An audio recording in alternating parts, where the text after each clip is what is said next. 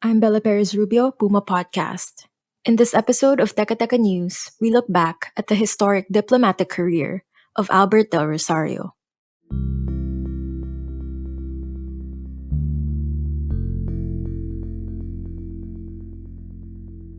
The former Foreign Affairs Secretary passed away on April 18, 2023, at the age of 83. Del Rosario and his wife were on a Philippine Airlines flight from Manila to San Francisco when he died. The family did not specify the cause of death. Here's the Honorable Albert Del Rosario in his own words.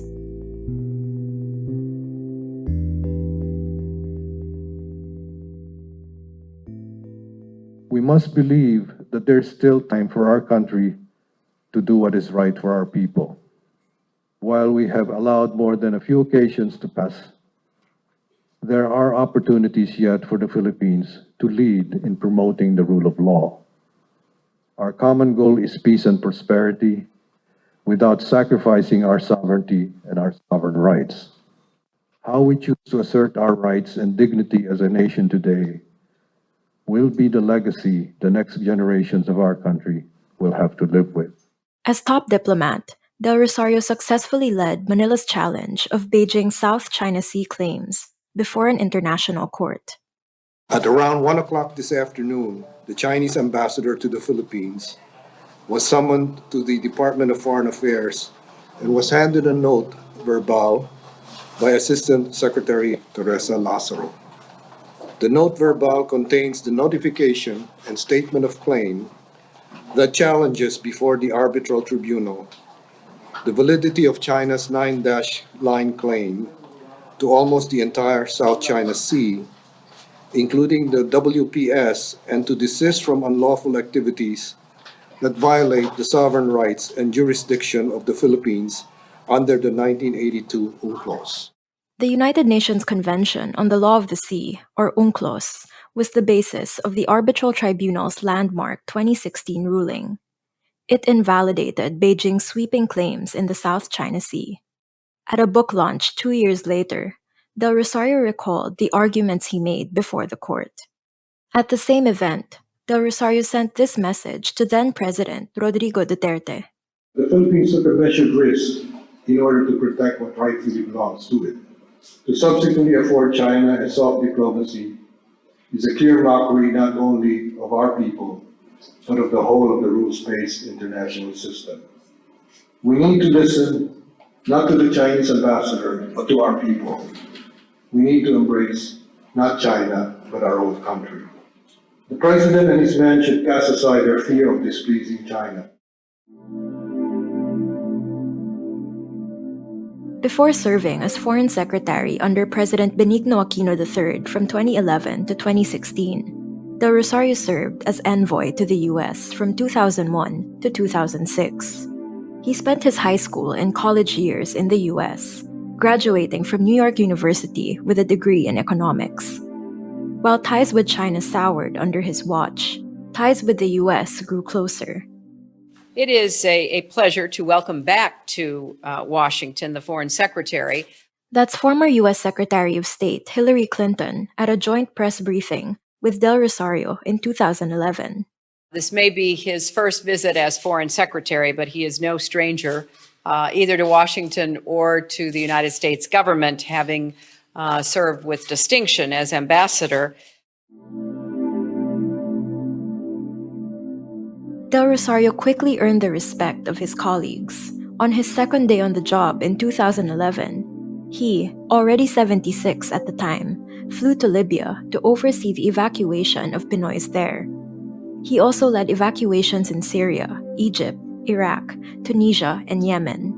He donated his salary equally among all DFA personnel, and he was generous with his time.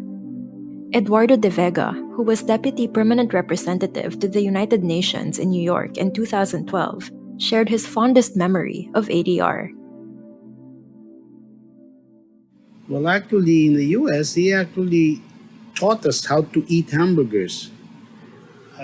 We don't eat burgers right now, the American way. We cut it, we don't eat the entire bun and the meat. You're supposed to take it to your mouth and eat it that way. Not the entire hamburger, pero ganon, you open your mouth wide and then you bite and then you bite again. Best professional memory naman. Well, in his presentation for the UN General Assembly, that would be 2012, the UNGA. We were looking for a different way to end the speech. He said, might does not make right, ganun, ganun.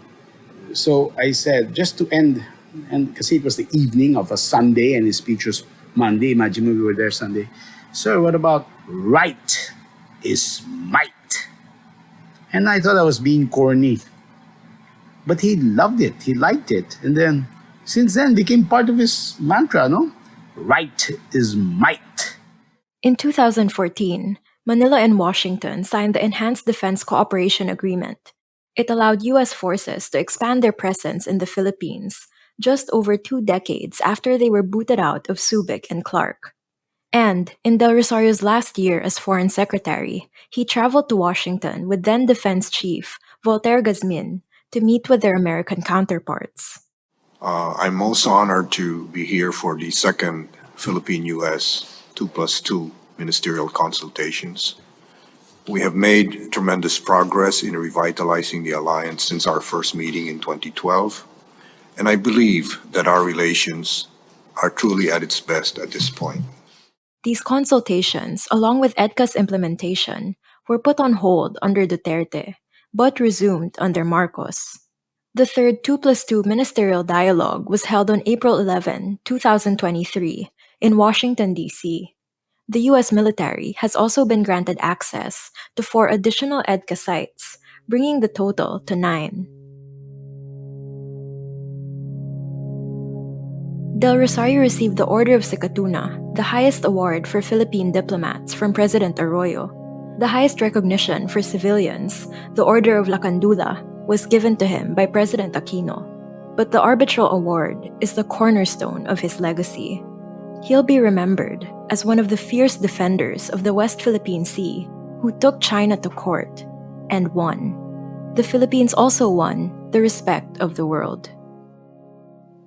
In a decision that stood apart from power and stood strongly on facts, the arbitral tribunal vindicated our country and, just as importantly, upheld the rule of law over the waters in the South China Sea.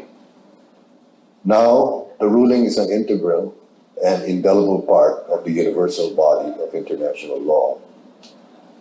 We should be proud of our country's leadership on this issue. It was a leadership that began from a lonely place, but because we stood for what is right, we also gained the respect of the responsible community of nations.